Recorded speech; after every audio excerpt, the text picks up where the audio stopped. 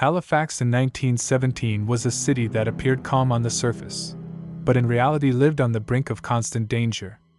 It wasn't under fire, its streets were free of trenches and artillery fire, yet war was a daily presence, in the noise of the harbor, in train schedules, in the cargo hidden under tarpaulins, and in the people who came and went without staying long.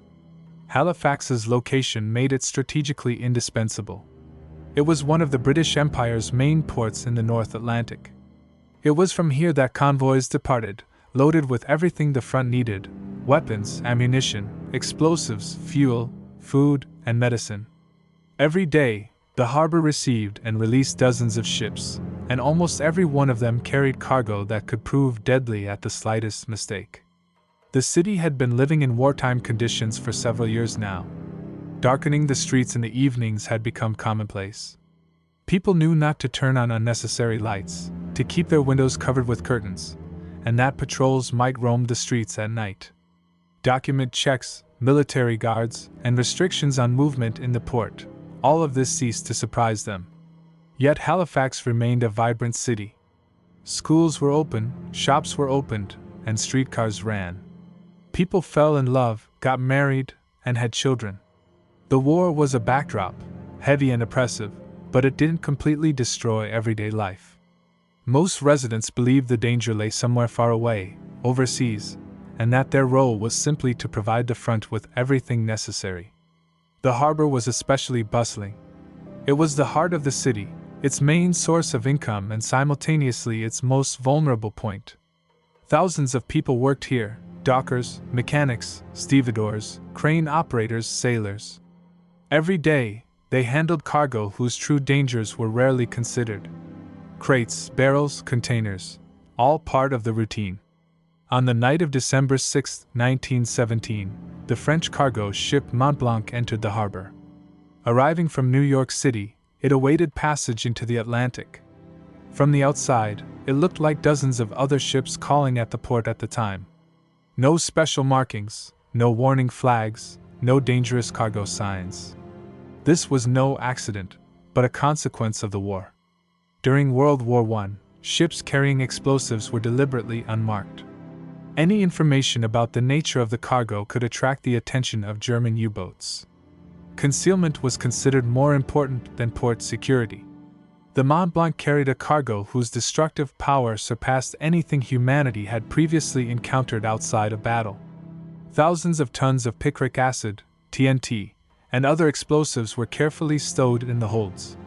Barrels of benzene, an extremely volatile and flammable substance, were carried separately. The crew knew full well what they were carrying. For them, this voyage was one of the most dangerous. The captain and sailors understood. A fire on board such a vessel meant the inevitable destruction of not only the ship but also everything around it. However, in wartime, risk became the norm. The Mont Blanc entered the harbor, took its place, and became part of the general port traffic. No one in the city knew that beneath the calm surface of an ordinary morning, Halifax was actually standing on a giant bomb. The morning of December 6 began like hundreds before. Cold air, light steam over the water, the hum of machinery. People emerged from their homes, heading to work, to schools, to the docks. No one felt alarm. No one expected that in a few hours the city would cease to exist as it had known it. Halifax was still going about its business as usual. But in the harbor, the countdown had already begun. Halifax Harbor was both convenient and dangerous. Its geography made the port a natural fortress, protected from storms and enemy attacks, but this protection came at a price.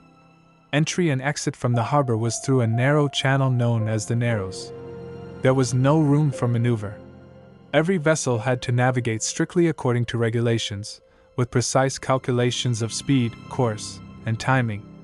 In peacetime, navigation through the strait required increased attention. Under wartime conditions, the situation became even more complex. The number of ships increased, many were overloaded, crews were working at the limit, and decisions were often made in haste.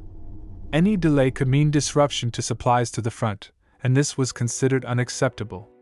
On the morning of December 6, 1917, traffic in the harbor was especially intense. Some ships were preparing to sail out into the Atlantic, while others were entering port. Tugboats towed heavy ships, horns echoed across the water. Everything looked like a normal work morning. The French ship Mont Blanc was preparing to leave the harbor. It was to join a convoy heading across the Atlantic. Due to military regulations, the ship was waiting for the right moment to depart, moving as part of a group and reducing the risk of submarine attack.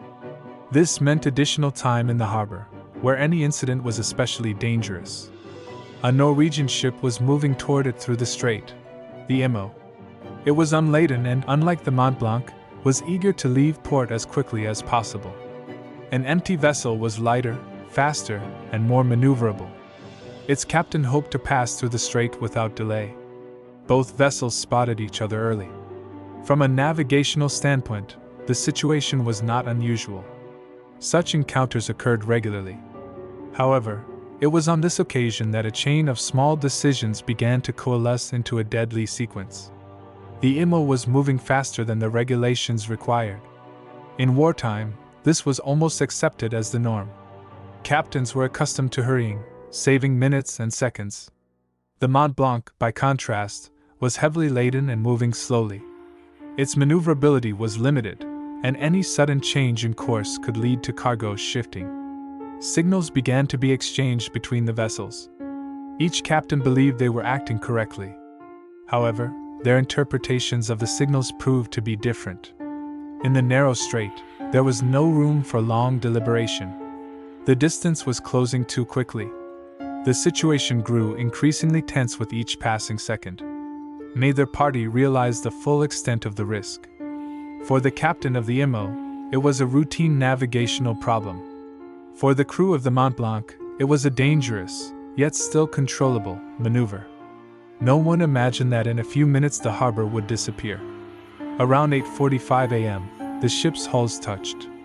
The impact was relatively minor.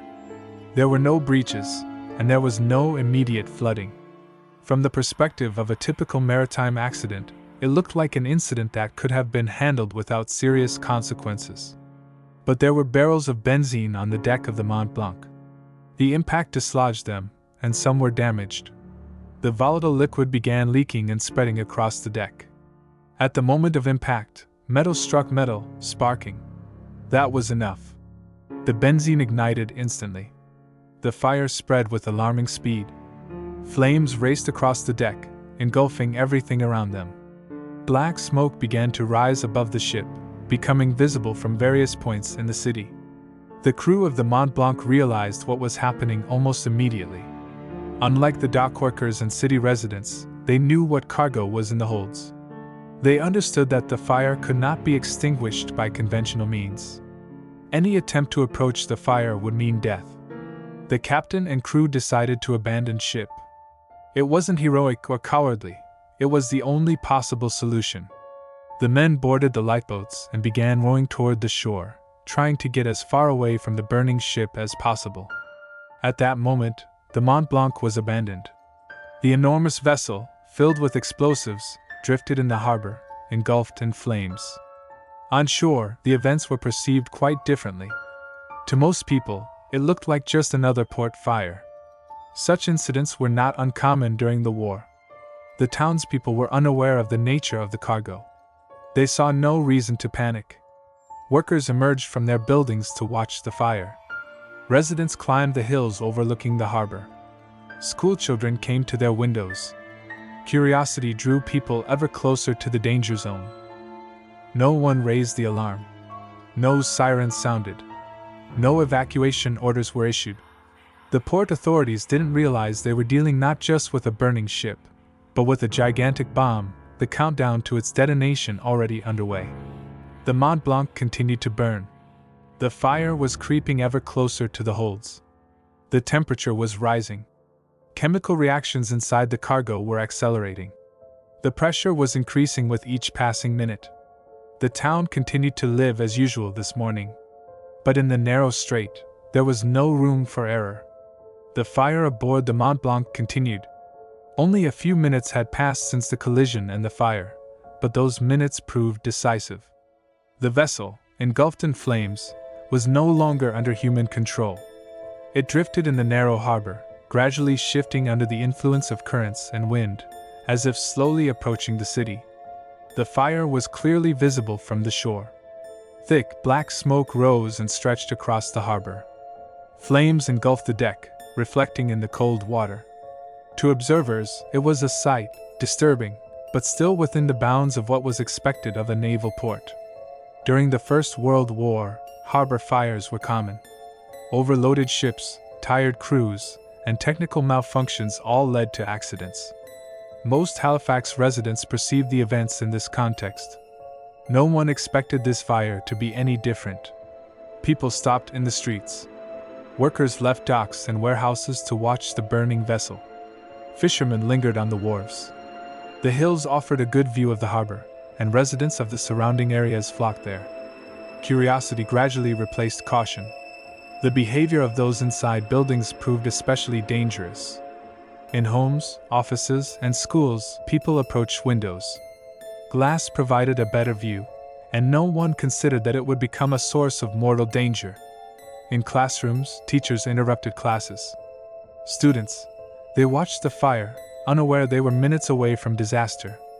Meanwhile, port authorities were trying to assess the situation. From their perspective, what was happening appeared to be a serious, but still localized, incident. The burning ship posed a threat to other vessels, but not to the entire city.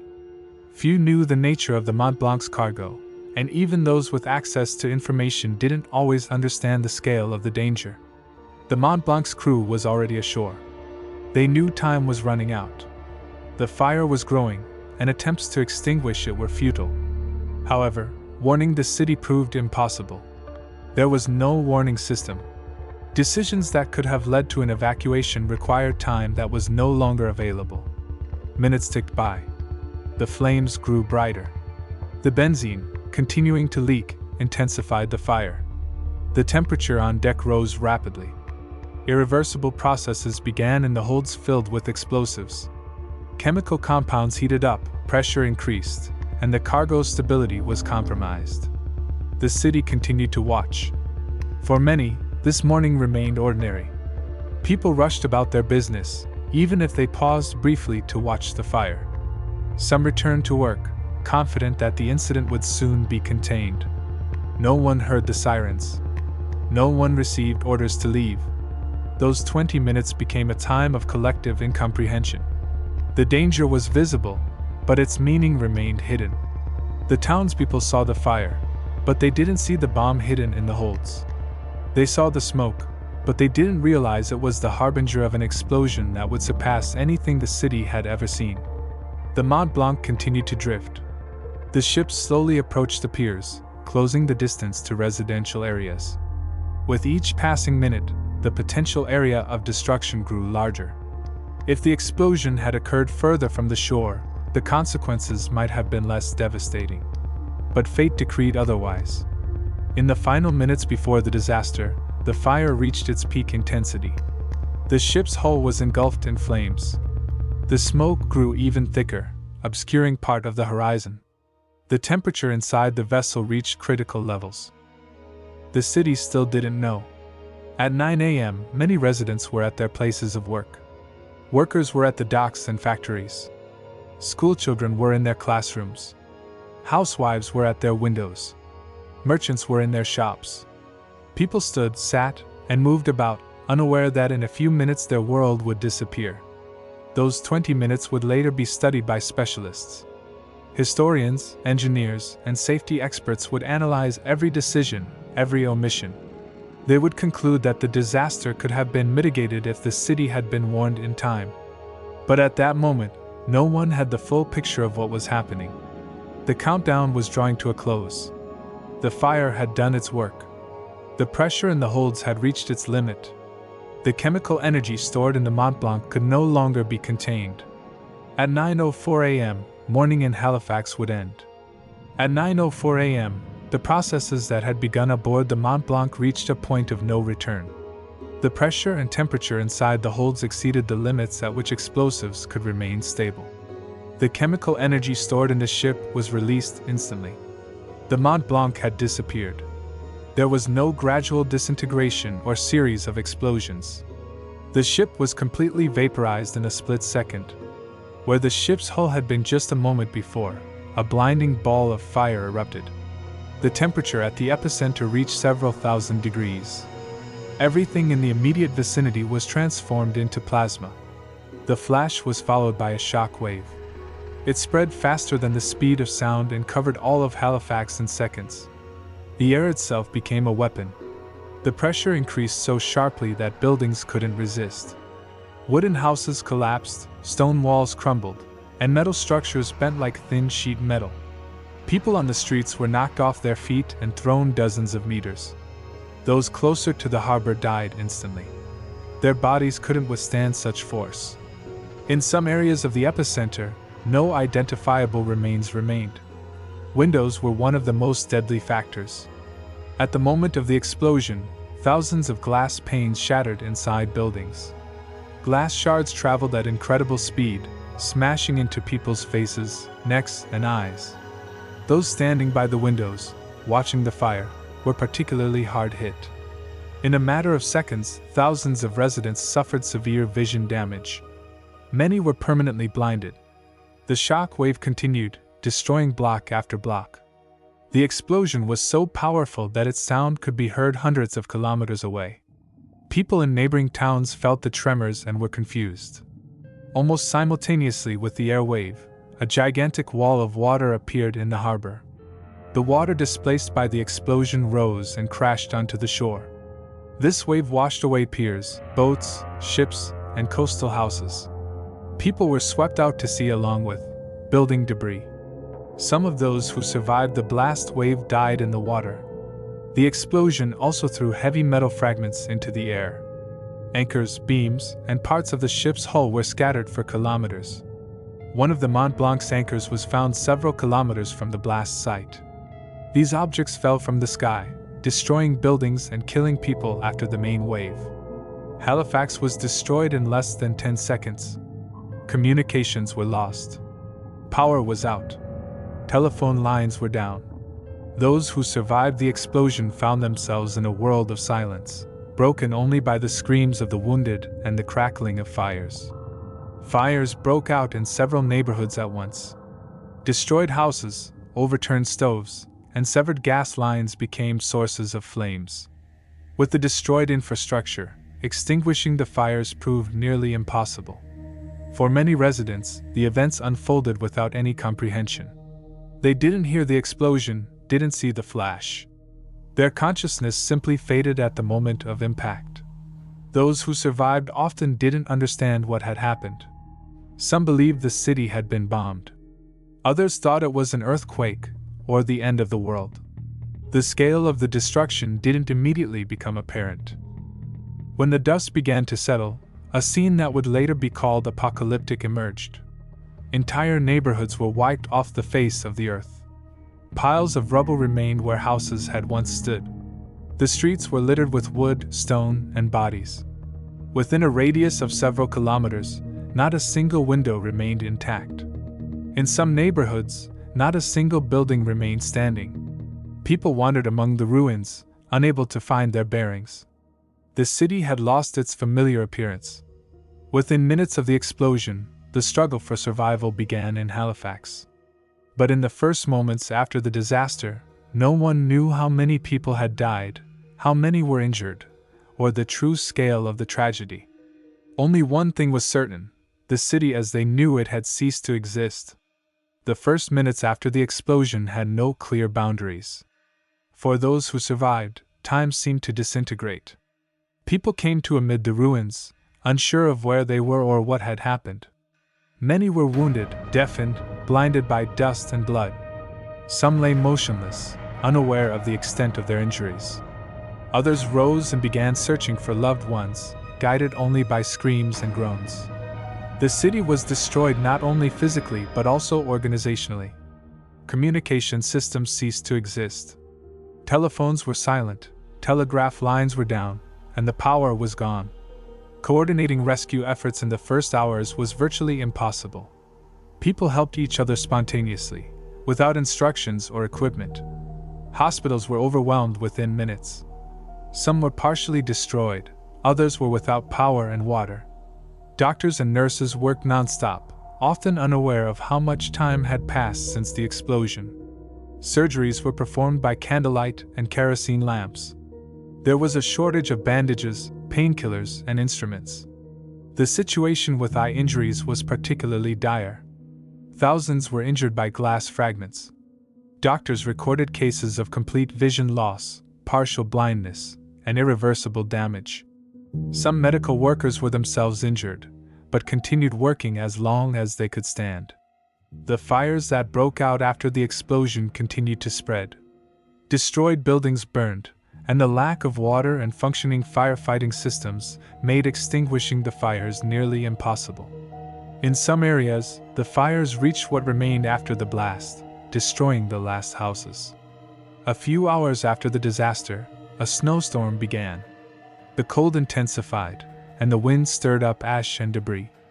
The wounded lying in the streets began to freeze, complicating rescue efforts even further. Nevertheless, people continued to search for survivors under the rubble, sometimes with their bare hands. By evening, the first attempts to count the victims began to appear. These figures were approximate and constantly changing. Officially, approximately 2,000 dead and more than 9,000 injured would later be announced. The actual number could have been higher.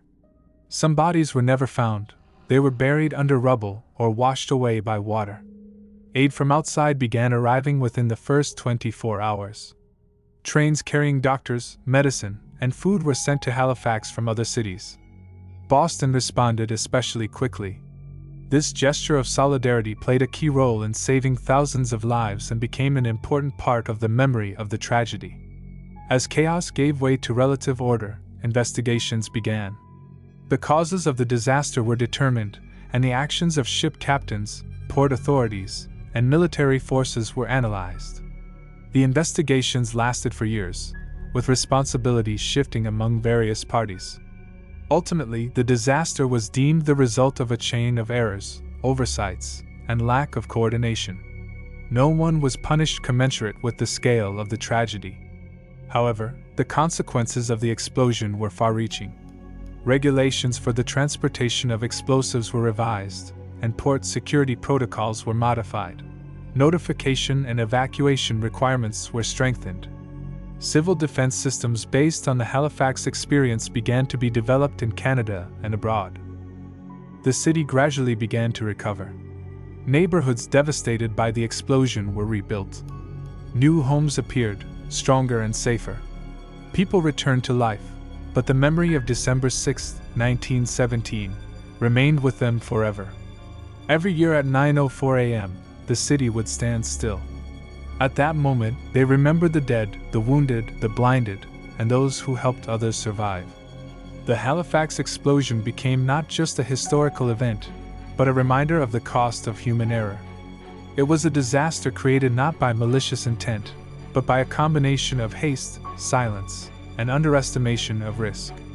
It demonstrated that even far from the front, war can come to a city through cargo, rules, and decisions made on an ordinary morning. Halifax survived. But the morning of December 6, 1917, will forever remain in his memory as the day when 20 minutes of inaction and a few seconds of explosion changed everything.